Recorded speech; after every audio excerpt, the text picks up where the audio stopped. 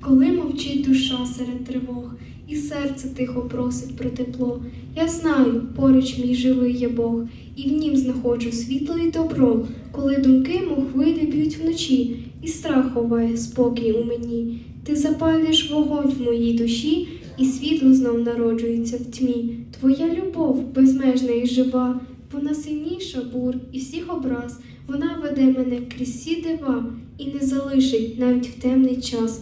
Я падаю, а ти мене тримаєш. Я плачу, ти витираєш сльози знов. Я слабну, ти мене піднімаєш і наповнюєш серце через любов. І навіть якщо шлях мій непростий, і вітер б'є в обличчя знов і знов, я знаю, ти мій захист і мій мир, моя надія, віра і любов. Я в твої руки віддаю життя, свої страхи, падіння і думки, бо знаю, ти ведеш у майбуття і не відпустиш серце назавжди. Амінь.